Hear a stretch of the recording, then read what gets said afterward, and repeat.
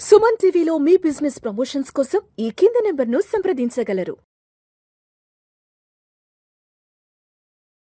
నమస్తే, welcome to Suman TV. నేను విష్ణు. ప్రస్తుతం నాతో పాటు public speaking skills trainer Sundar గారు ఉన్నారు. సార్తో మాట్లాడదాం. సార్ నమస్తే. సార్ నమస్తే అండి.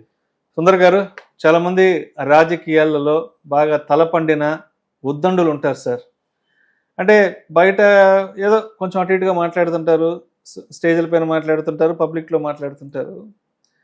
సరే, ఎమ్మెల్యేగా గెలిచి అసెంబ్లీకి వెళ్ళి ప్రమాణ స్వీకారం చేసేటప్పుడు నిజంగా వాళ్ళు పడే బాధలు అంతా ఇంత కాదు సార్. అంటే ఆల్రెడీ అక్కడ రాసిచ్చినటువంటి మ్యాటర్ ఏదైతే ఉంటుందో నిజంగా దాన్ని చదవడానికి కూడా చచ్చిపోతుంటారు కొంతమంది. చాలా ఇబ్బంది. కానీ రాజకీయాల్లో 40, 45, 50 ఏళ్ళు కూడా ఉంటారు. అంత ఎక్స్పీరియన్స్ ఉంటుంది.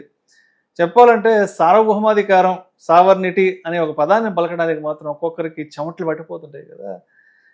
అంటే ఇక్కడ ఎక్కడ లోపం ఉంటుందంటారు వాళ్ళలో?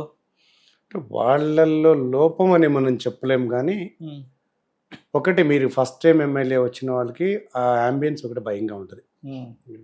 పక్కన ముఖ్యమంత్రి, సీనియర్ లీడర్స్, అవసరమైతే మన గవర్నర్ ఉంటారు. అదొక ఫస్ట్ ఫోబియా.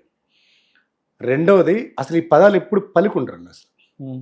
ఎందుకు తెలంగాణలో చాలా చోట స్వతంత్ర దినోత్సవం, చాలా మంది లీడర్స్ స్వాతంత్ర దినం అని పలుకున్న వాళ్ళు చాలా మంది ఉన్నారు. సిట్టింగ్ ఎమ్మెల్యే గురించి మాట్లాడుతున్నాను, చిన్న చిన్న లీడర్స్ కాదు.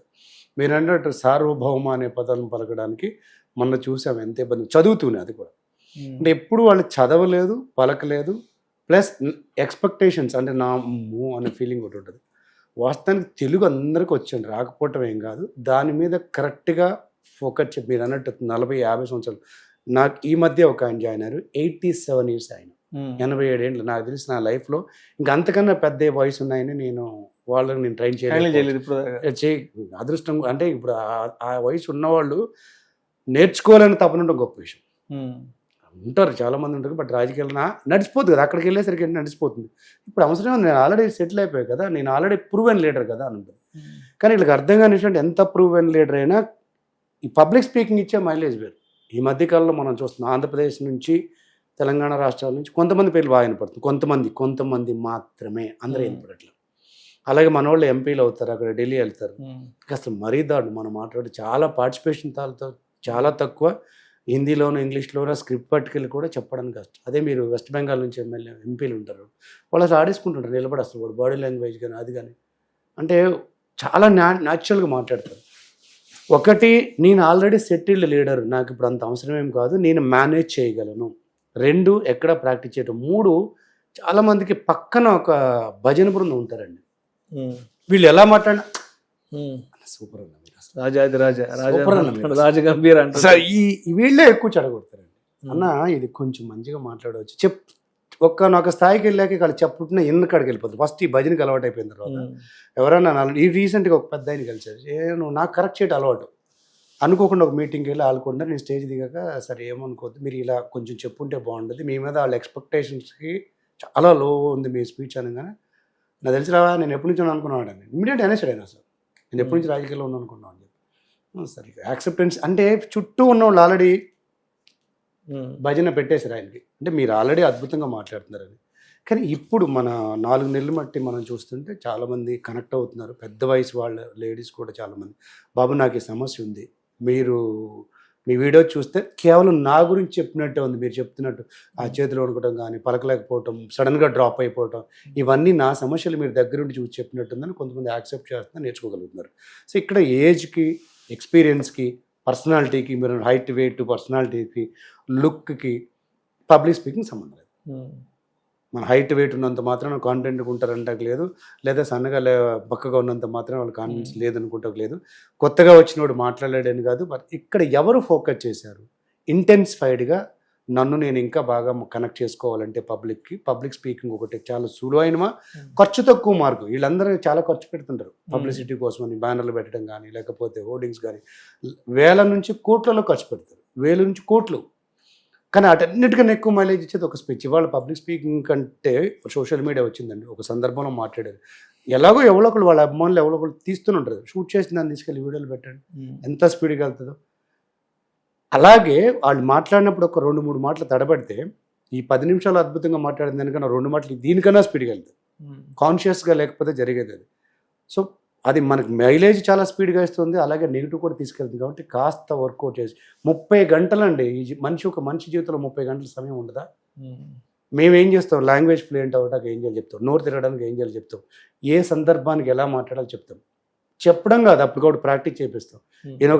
నేను ఒక ఆయన పొలిటీషియన్ చూసా, ఈ మధ్య ఒక సంతాప సభకి వెళ్ళాడు. అక్కడ కూడా మన పార్టీ ఎజెండా, పార్టీ మేనిఫెస్టో అని చెప్తున్నారు. ఆయన మనిషి చనిపోయి సంతాప సభ బేసిక్గా 2 రోజులు పెట్టుకుంటారు సార్.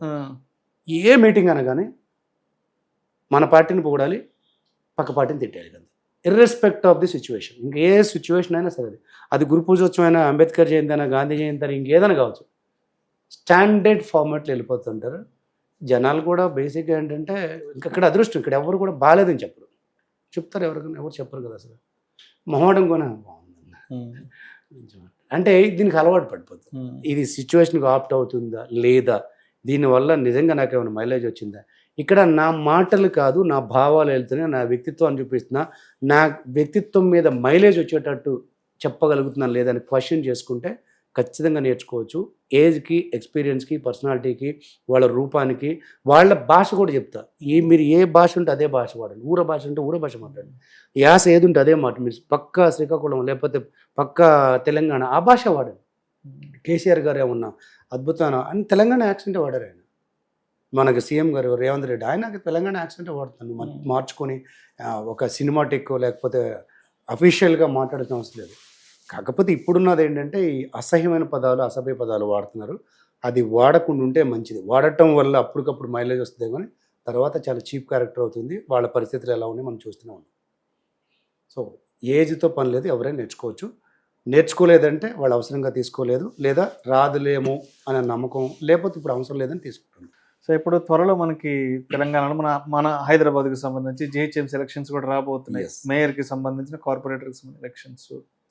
సో ఈ టైంలో చాలామంది కొత్తగా ఫస్ట్ టైం పోటీ చేసే వాళ్ళు ఉంటారు కాబట్టి, సో అటువంటి వాళ్ళకి పబ్లిక్లో ఎలా మాట్లాడాలి ఏంటి, పబ్లిక్ని ఎలా ఆకట్టుకుని మాట్లాడాలన్న సంగతి తెలియదు కాబట్టి, ఎస్ ఇటువంటి వాళ్ళ కోసం ఎటువంటి ప్రోగ్రామ్స్ ప్లాన్ చేసి పెట్టారు మీరు? 100% ఇది యాక్చువల్గా మనం గత 1 వీక్ నుంచి ప్లాన్ చేసి పెట్టింది ఏంటంటే, కార్పొరేటర్ అంటే ఆ డివిజన్ సంబంధించింది మాత్రం ఇన్ఫర్మేషన్ కావాలి.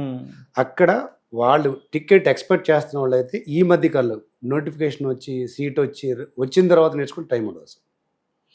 నీకు సీట్ ఇవ్వాలంటే నువ్వు కనపడాలి కదా, నీకు సీట్ ఇవ్వాలని పార్టీ అనిపించింది, ఏదో ఒక పార్టీ అనిపించాలి. నువ్వు హోర్డింగ్ చేసో, మీ ఎమ్మెల్యేదో లేకపోతే మీ పార్టీదో స్తంభాలు కూడా కట్టేస్తుంటారు. యాక్చువల్లీ వీటన్నిటికన్నా ఏదో ఒక సందర్భంలో మీరు మాట్లాడిన ఒక స్పీచ్ వెళ్తే మీరు ఇందాక నేను చెప్పినట్టు లక్షలు కోట్లకి లేని మైలేజ్ పబ్లిక్ స్పీకింగ్ వస్తుంది.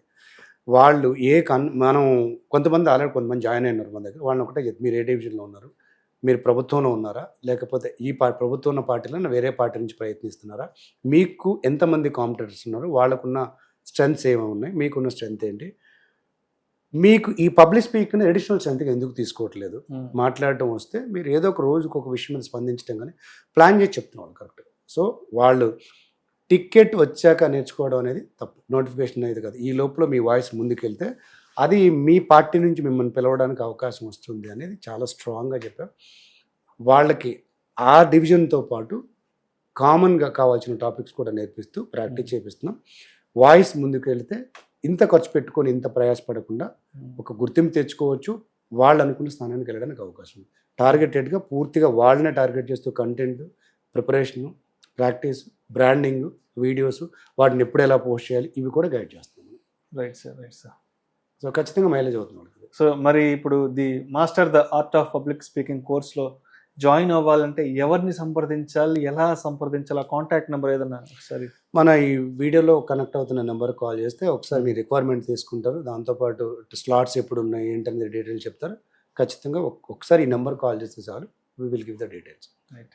So master the art of public speaking కోర్స్లో జాయిన్ అవ్వాలి అనుకున్న వాళ్ళు ఈ కింద స్క్రోల్ అవుతున్న నంబర్కి కనుక కాల్ చేస్తే దానికి సంబంధించిన వివరాలను కూడా మీకు పూర్తిగా తెలియజేస్తారు.